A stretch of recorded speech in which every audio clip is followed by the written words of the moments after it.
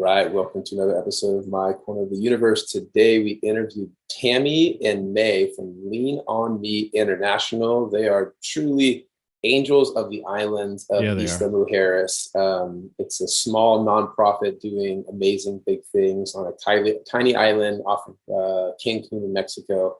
Just had a really great conversation with them. Got to hear why they started, how they're impacting that island, and just some of the things that they're doing is pretty incredible for a two-person show with some help from It locals really and other is. people. It's really amazing. Yeah. I was im- thoroughly impressed with how much they've been able to accomplish in a year's time. And just to see the impact that they're having there. I mean, basically, they've dedicated their lives to this and they've, you know, made it their mission.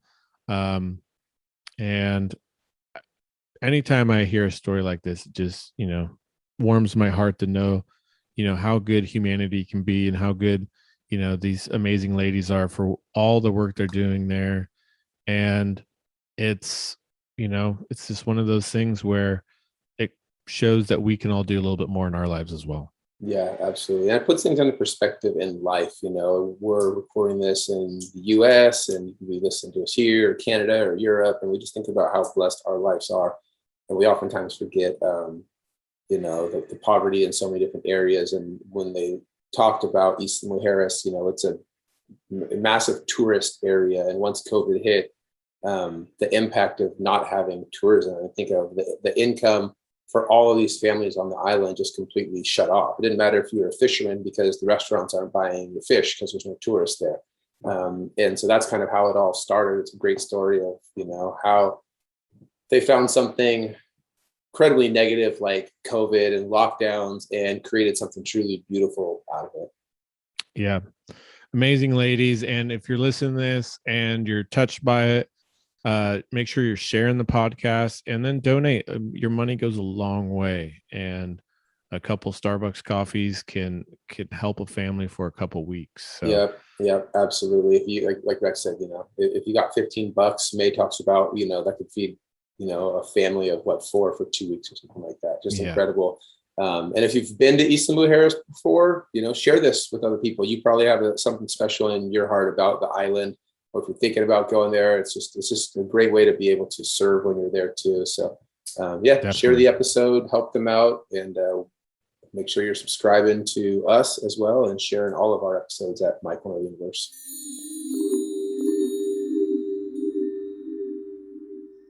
All right, welcome back to another episode of My Corner Universe. Today we have the pleasure of speaking with Tammi and Mae from Lean On Me International. Welcome to My Corner Universe. Thank you for having us. Yeah. So tell us a little bit about the genesis of Lean On Me International. How did you guys come up with this and how did it all start? Fill us in. Well, it started with COVID. We live on a small island in Mexico called Isla Mujeres. And at the time, my significant other was a musician, and I've lost him to COVID since, but Oh, so sorry.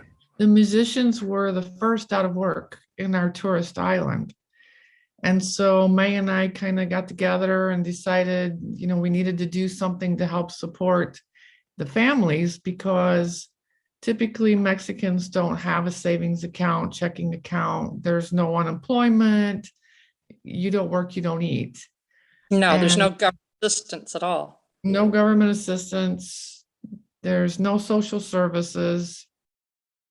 So we decided to take one of the nice houses on the island in the shape of a conch shell and sell raffle tickets for a week's stay.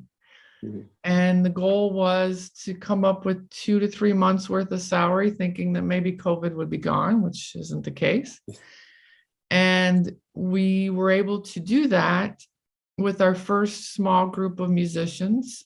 And we decided to add musicians as we continued to get funds coming in. And we ended up with 11 musicians, plus another couple $1,000 to support a food drive. Amazing. And so May said, well, why should we stop here? And so we did more.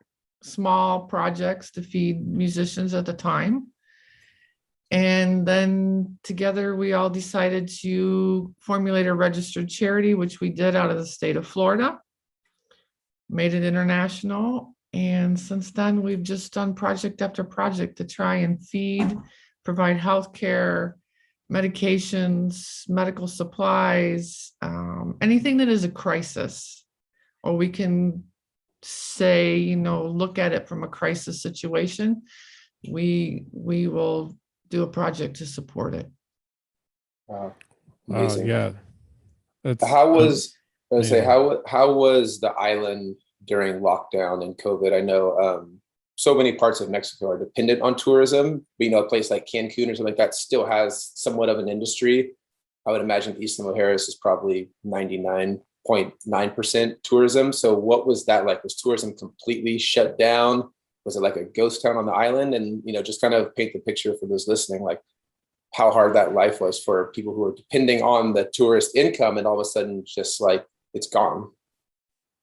Well, yes, for a number of months it was completely shut down, and then they started reopening small businesses here and there at a time. But even so, right to today, there's not enough tourism to support the families of Isla. So that, it started getting really bad in March of 2020. There's been a slight improvement, but not nearly enough for them to sustain their needs on their own. So fill us in a little bit about the island itself. Where is it located? And then like how many permanent residents are on the island? It's located a 20-minute ferry ride directly off of Cancun. Okay. There are 18,000 in the population, not including the tourists. Oh, wow. That's a lot more than I thought. Yeah, in high season, they hit between 30 and 34 ordinarily. Okay. Yes. Wow. That is like 10 times the amount of people that I thought were going to be on there. Because it's a When I relatively first went small in island. 87, it was like 8,000 people, but it, because of tourism, it has attracted a lot more Mexicans to come there and work. And the Mexican system is based on a family system, so that the family brings the money into the center pot and everybody lives off of it. Mm-hmm. When a young person leaves the family to come to like Isla Mujeres and starts his own or her own family, they don't have that larger multi-generational pot of income coming in to support them. And so it's really crucially difficult for them when they lose all their income. Yeah. And that's exactly what COVID did to them. Whether they're fishermen who feed the locals through the restaurants, or they're musicians who entertain, or they're waiters. I mean, being a waiter is one of the best jobs on the island. And so it's just devastating when you can't pay your rent, you can't buy your food, your family gets COVID, you can't afford the medications. And it's a real quick downward slope. And what's the medical care like there? If things get serious, does everyone usually go to Cancun, or is there actually a decent medical facility on Isla? Well, the medical care there, I think that unless it gets to be really severe, the medical care on the island is sufficient to help nurse these people back to health. If there's breathing issues, then they have to go to Cancun. Gotcha. Yeah, So, they're hospitalized at a specific hospital there. So you guys talked about the food drive. So that was obviously sounding like a big success. I also read on the website you have this thing called the Kraken, which looks like a really cool artwork mural thing for this event, or I guess I don't know what you call it, location. So fill the listeners in on the Kraken and what that project is. The Kraken is actually an internet cafe for children. Now, the gentleman that started that, his name is Alex Rodriguez, and he started that as sort of a pay it forward from his own youth. He had a rough upbringing, and he met a gentleman that came along and offered him computer training. Without that, Lord knows where he would have ended up today. Mhm. So he's California-born Hispanic man. He moved to Mexico. He speaks Spanish. He moved to Mexico and he took his life savings and sunk it into this little cafe so that he can teach children internet skills, computer skills, so that they have other options, because the options are so limited there in Mexico. If you can't paint, you can't dance, you can't play an instrument, you can't do woodworking, you can't cook, you have no other option but to go to the drug industry, the drug trade. So he's trying to offer these children other options. Wow, I've never heard of that concept. What a great idea for a business in developing countries. That's amazing. Yeah. It really is, and he's doing quite well with it. I think we take for granted in the U.S. Where internet and computers and phones are just such a part of our life. Of so many places in the world that just an internet cafe, it can be so important. That could be a lot of kids, correct? Like their main opportunity to learn any sort of computer skills. Mm-hmm. That's right. Well, there's We a lot chose that Lean on Me as our name based on our philosophy, and our major philosophy is that during the crisis, you can lean on us. We'll provide you the funds to get through it, but you're going to have to pay it forward. So in the end, once you're through the crisis, we're going to ask you to help us work the benefits. We're going to ask you to help us with the food drives, to create the food pantry bags. We're going to ask you to translate many things that we try to keep them involved and to teach them how to help others who are in crisis, to create that support system within the island itself. Mm-hmm. So we're trying to teach some of those principles. And even with education, not going to school today is not a crisis, but with COVID and learning from home, they don't have internet, they don't have laptops, they were trying to use their phones, they can't submit their homework. So we have supplied some tablets to homes that children can share to do their schoolwork.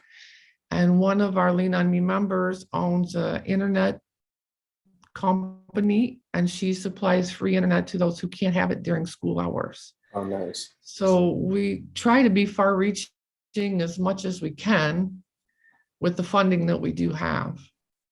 To talk about the funding, how do you guys, it looks like you guys have some events. Can you talk a little bit about what you guys do for fundraising? Tammy, I'll leave that one to you. Everything. Everything. Everything. We do dinners, we do raffles. Mae and I have walked the streets selling raffle tickets. We have sold raffle tickets to rental houses, very nice houses. Mm-hmm. We've done music days where we have live bands perform all day for us. And Collect donations. yeah, collect donations. We've used the internet. We've used GoFundMe. We've used Facebook. On Facebook, we write up scenarios about different individuals that are kind of our highlight individuals, more expensive situations, and try to get donations that way. We're planning an art fair in January, COVID hoping that it allows us. Mm-hmm. We were in the process of planning a big 3-day music festival, but COVID's just not allowing that to happen yet. So we're open for ideas and we'll try anything. Yeah. So it sounds like a lot of great kind of what they call guerrilla marketing techniques on the island. Are you noticed that the tourists are pretty responsive and willing to either donate or help out? Is that kind of some of the main clientele, is, you know, all the tourists that are going through there, correct? Yeah, and the majority of them do. Of course, there's a huge amount of people that are repeat returns every, and a lot of them have become actively involved with our charity as well. So yeah, we do pretty good as far as recruiting people to work these events, and you know, the donations sometimes are a little slow coming in, but they still come. It's been difficult, of course, with COVID, you know. Right. Now, are you two permanent residents on the island, or what does that look like for you? I'm a permanent resident and have been for a couple years now. Okay. I'm not yet, but I'm moving toward that. Okay. Nice. It is right now. I'm there half the year. So do you have to be there for, you know, 90 days and then go home and then back for another, like that sort of thing? Is that how it works? Because no, I have 180 days that 180 days. Okay. Nice. Right. I run some businesses in Eastern Canada, so that's why I can't be there full time yet, but it's coming. Yeah. Well, I'm sure, I mean, just this sounds to me like Isla is a place where both of your hearts are at. And so it's a spot that you just want to be at. I mean, obviously with Lean on Me, I mean, but it seems like you guys have made that decision even before COVID, that it was a place where your hearts are at and you wanted to be at. And then now this just gives extra purpose to being there, I imagine. That's exactly right. Yeah.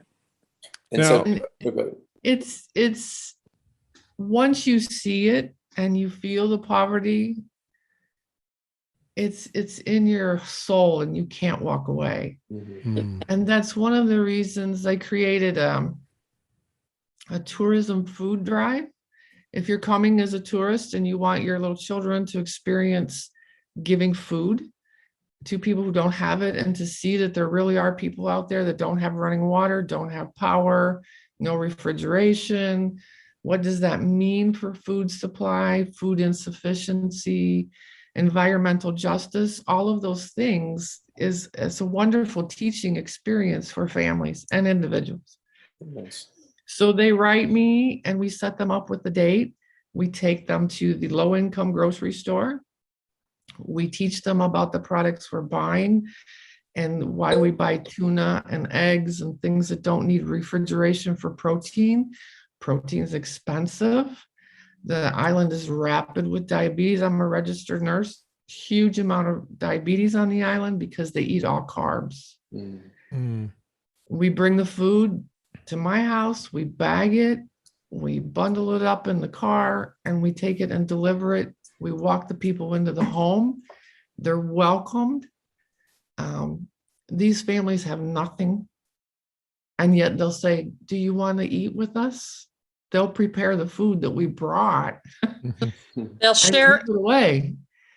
So it's just an experience that once you bring it into your soul, you can't walk away from. Wow, that sounds really neat. That's like an incredible experience. Yeah. The first few times that Tammy and I went out, even just the two of us, to do food dispensaries, at the end of the day, we were emotionally drained because you're fighting back tears constantly. You know, the stories are so tragic. We met one gentleman in his late 70s that has cancer, that eats pigeons. Eats pigeons, you know? He's one of our favorites. We've gotten quite attached to him. But at the end of the day, you're just drained. But you can't walk away from it, like she said. We have a single mom with 5 children, and she couldn't pay her rent. She didn't have food.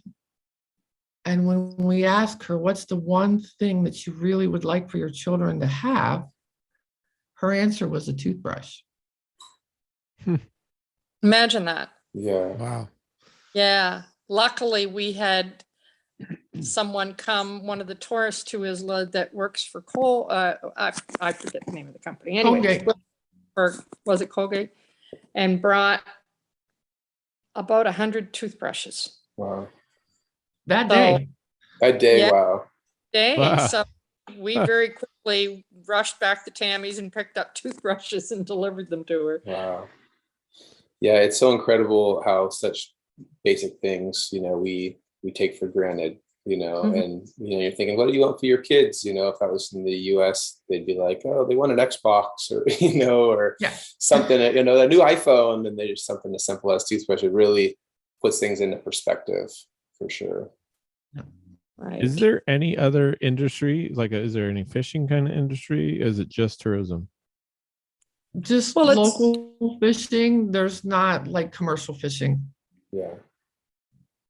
Yeah, so like the fishing that goes on there, I think you kind of alluded to earlier, is predominantly for supporting tourism, the restaurants, but yeah, so there's no commercial fishing where they're exporting it to mainland. So, and there's no, not made natural resource on the island. It's just the beauty of it is the natural resource. Right. Yeah, the beauty and the culture. It's really, I think sometimes people get so focused on what's going on our border that they don't really appreciate the Mexican culture as a warm, caring, bonding culture. Absolutely. I always remember hearing Isla Mujeres, because me and my wife, this is probably 15 years ago now, we were in Belize, and then we crossed the border into Chetumal and took a bus up to Playa del Carmen. And I remember hearing people like, oh, you got to go to Isla Mujeres. It's the backpackers Cancun. Does it still have that vibe, or is it much more developed and it's not quite the backpackers Cancun that it used to be? I think it's much. What was that? Yeah, the backpackers come, but it's also becoming more moderate to upscale tourism in the island in certain places. Yeah. But it's still kind of got a little bohemian feel to it. Nice. Yeah, I mean, I encourage anyone who's listening to this to Google search Isla Mujeres. Looks like one of the most beautiful places you could imagine. It's a tiny little island. It's actually 5 miles long and a half mile wide at the widest point. That's why I was surprised on the number of people you said were there. I was blown away by that. Yeah, it's and when you think that a lot of them families live in a single room and no property around that room, it's house to house to house. We have a lot of families in a squatters village that they just don't have access to water or power and solar batteries to try and get energy from. Is there a consistent thing that you notice most people, like when you're going out and doing the outreach and helping people out, that, like how you said that one lady wanted a toothbrush, is there something that seems to be a consistent thing that people always ask for more than anything else? not really, No, it's all across the board. Across the board. And then how do you so you get to the point where you have a lot of just locals reaching out to you guys, or are you still doing a lot of outreach into the community to try and find people to be like, hey, what can we help you with? Or is it a little bit of both? I think it's both. Yes, we have people that are reaching out to us almost on a daily basis, Tammy, for medical. That seems to be the biggest issue right now is, without work, they can't afford their medications. If there's a family member that's been diagnosed with anything serious, they can't afford the testing because everything costs money there. Yeah. It was only a couple months, maybe 2 or 3 months before the word got out, and we've been flooded ever since. Yeah. Oh, that's awesome. I love that. Yeah, we've been in operation a little better than a year for our charity. That's great. And from the website, you guys have a lot of I don't know if it's trustees or a lot of people that have jumped on board and said, hey, we want to be part of this in some way. Are most of those people expats in Isla or Isla natives? I mean, how does that work? Are people still that are stateside or Canada side? You kind of have a wide range, or are most people locally located? So there's a lot of them that are tourists there in high school. But then there's quite a few that are that are expats living there as well. So I guess it's kind of a wide spectrum of volunteers that have, you know, from both Canada, US, Europe even, and expats living there. So, yeah. We also have a local who is our community resource officer, and he helps tremendously. We have, I don't know, I think we've had a large number of children with congenital defects, with cancer, respiratory issues. And Merida is the state capital, and that's where the medical school is and where the best specialty care is, specifically for peds. So a lot of our peds go to Merida, and they'll be required for their parents to live there for 3 months, or a parent. That's way beyond their means to pay rent on Isla and rent in Merida and not be able to work. And so we help with those.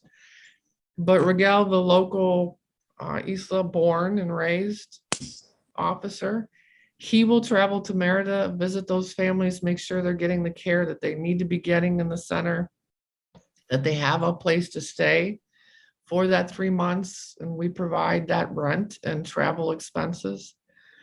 Even when you're in the hospital, it is not like the US system. It's a national healthcare system, 2 levels. 1 level's free, 1 level you pay based on your age.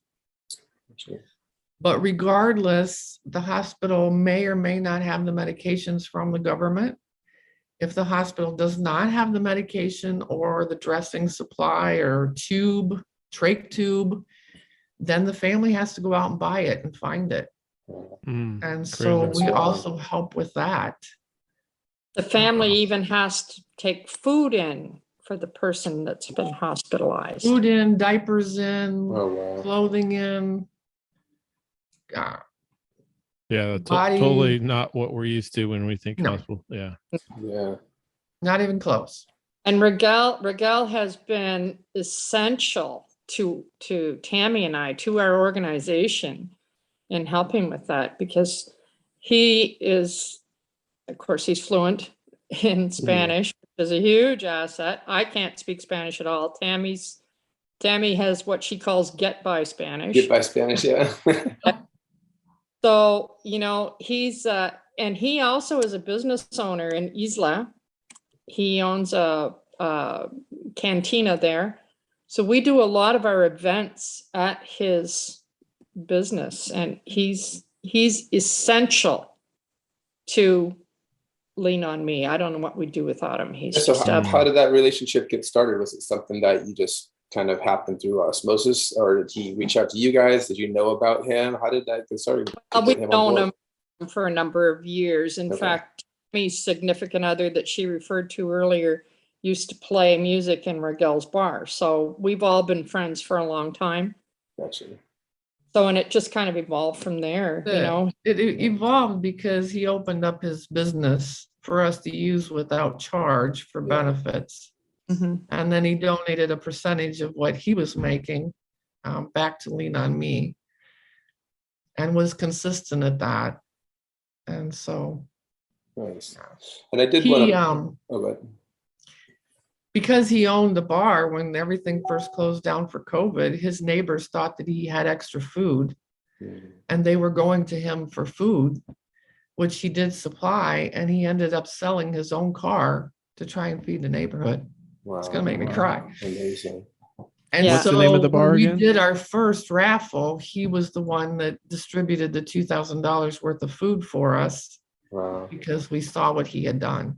What's the name of that cantina? So if anyone's in Isla, make sure they can go support him. Yeah, exactly. It's Tiny Gecko Bar. It's right downtown in El Centro. It's on the water. It's beautiful, but it's just it's got a hometown bar feel, and it has locals and tourists mixed in there together. Awesome. I did want to point out or ask to make sure that we clarify for anyone listening too. The organization Lean on Me International, it's strictly volunteer, correct? Like you guys aren't there's no salary. There's, I'm sure any administration costs are just filing whatever paperwork needs to be filed, but anything that anybody donates. So if they go to your website right now, listening anywhere, they can donate, and that's going directly to the people on Isla. There's not like a huge chain of command that has to get funneled through it, correct? That's Correct. correct. There is absolutely no overhead. And a lot of times when we buy supplies for the benefit, May or I or a tourist will pay for that, and we try not to have any expense with our benefits. So Yeah, it's 100% to the local. that's And they amazing. have to live on Isla to be a recipient. Gotcha. Right. Yeah, it's amazing, and it's so Right. valuable. I mean, I know we've interviewed lots of nonprofits, and some organizations, as they get bigger, you know, you have to kind of put those pieces in place, and it doesn't mean that there's something wrong with it, but it is something very valuable to know that if someone donates $25 or $100, well, first it'd be interesting to get your thoughts on how far $50 would go, you know, and then also that it goes directly to them. If they donate $50, it doesn't equal $20 in care. So Right. just highlight real quick, you know, how far would $50 go for somebody listening to this? I did a video demonstrating how far $15 About 15. $15 will feed a family of 4 for about 2 weeks. Wow. Whoa. Hmm. That's crazy. It is. Now that's the bare necessities. Right. Bare necessities. But when we put it in terms like that, and when Tammy came up with the idea to do the food dispensary campaign, we decided to do a video to show people this is all you need, $15. Wow. It's And amazing. you can, so that's really been helpful with our campaign as well. We did also a school supply campaign, and I think the goal was $10 per student, wasn't it, Tammy? Mhm. And that went tremendously well. $10 buys school supplies for the year. Wow. Wow. Wow. You know, we, like Vaden said, we do talk to a lot of nonprofits, and the amount that you guys have been able to accomplish in a year's time is pretty amazing. Mhm. I'm quite very proud impressed. by that. Have you guys slept at all in the last year? No. No, Not Yeah. we start at 8 o'clock in the morning and run till 11 o'clock at night. Wow. It We got to the point do- where we had to hire someone to cook meals for us. Are you guys? We did.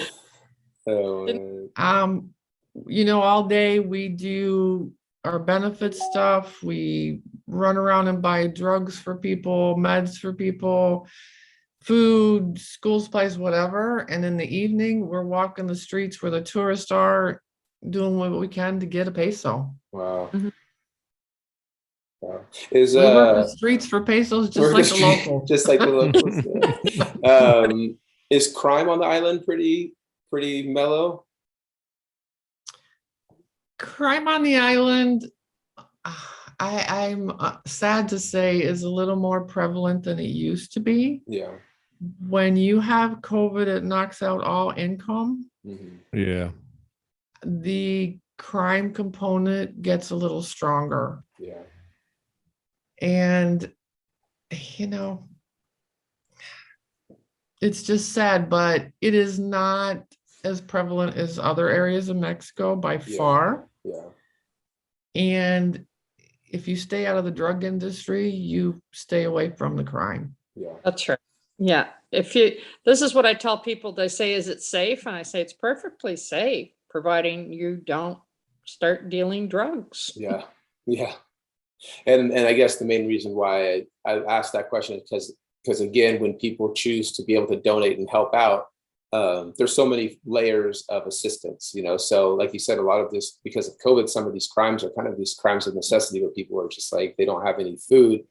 But the more that we can help out, then maybe that makes a difference on somebody having food for their family. And so they don't have to make that choice to go try and Absolutely. steal someone's wallet or, you know, petty crime, things like that, because, you know, maybe they're being taken care of through organizations like yours. So just another added benefit of being able to support, you know, Lean on Me International, of it's not just the food in their stomachs right then, or whatever benefit is the medical care. It's the next layer that you're preventing from something happening. That's right. That's right.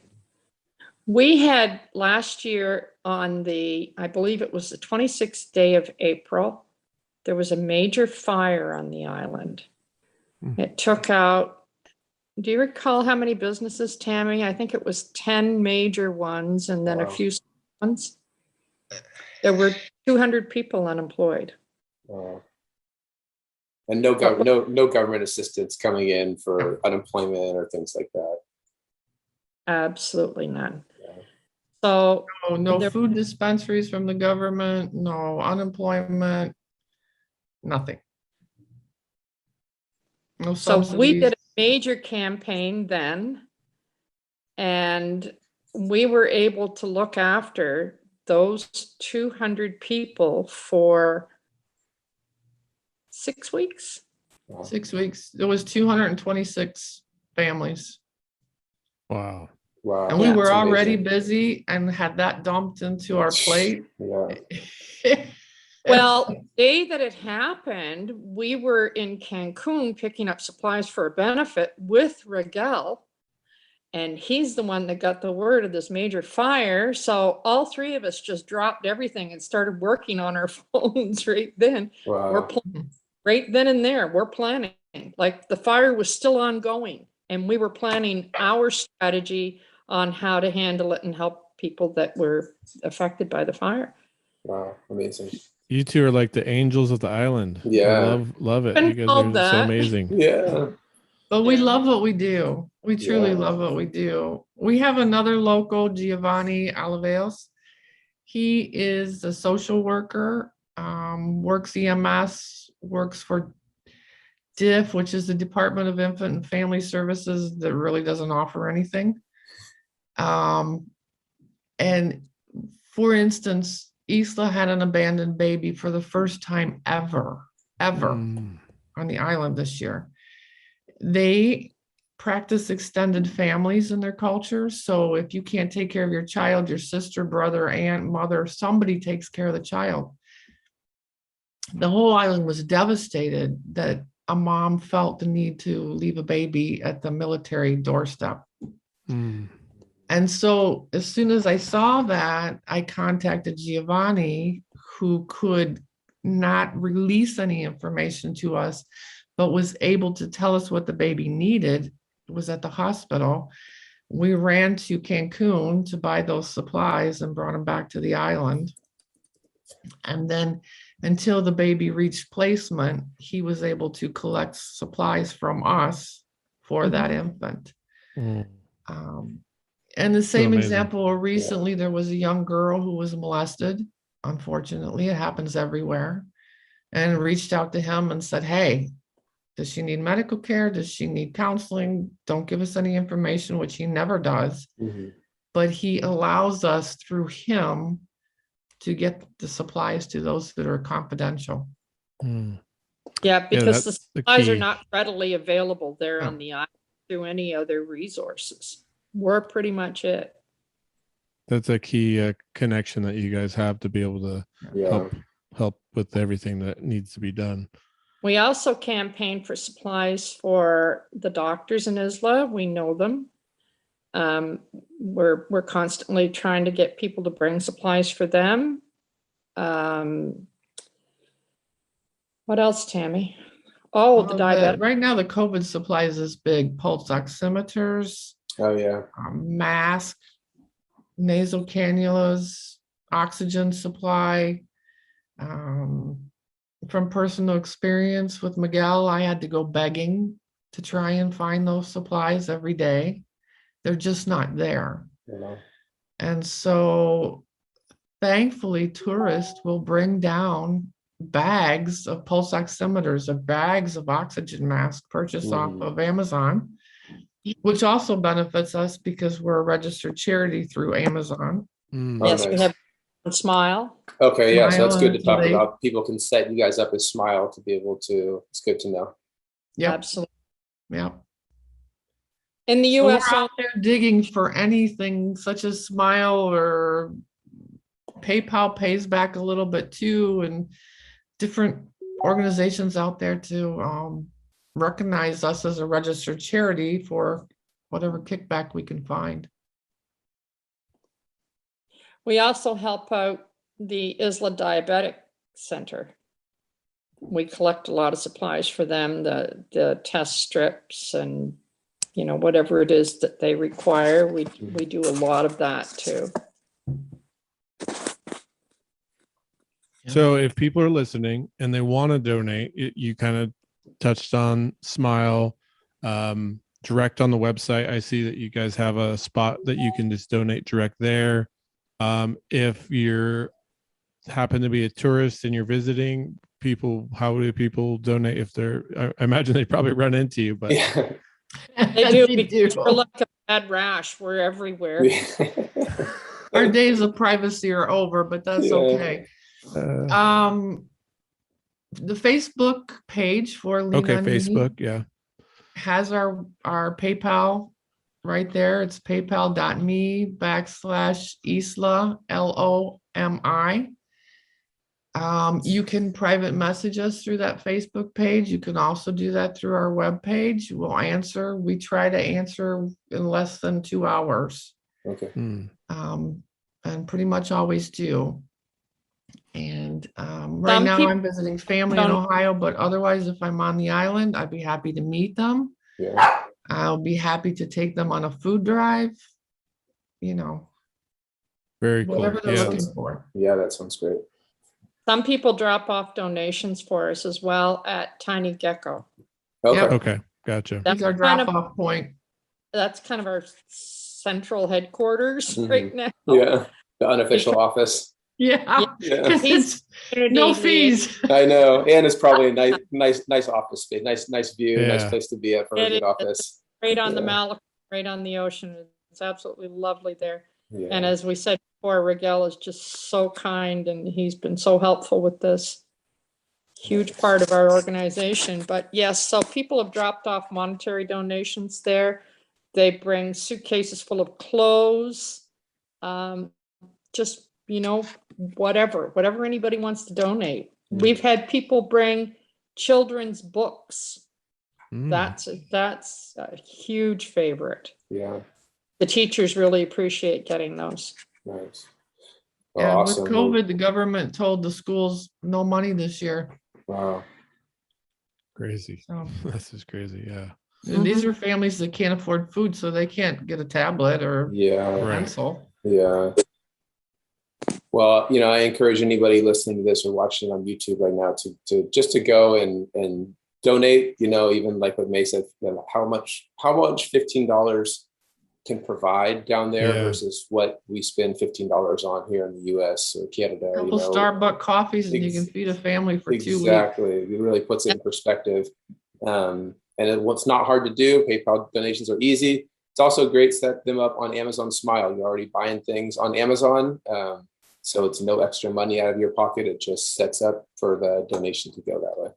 Yeah, it's Lean on Me International out of Sarasota, Florida, when you look it up on Amazon Smile. Okay. Yeah, that's good to know. Well, thank you so much for sharing your corner of the universe with us. It's just amazing all you've been able to accomplish and all the lives that you've been able to help along the way. We really, really appreciate all the hard work you two are doing.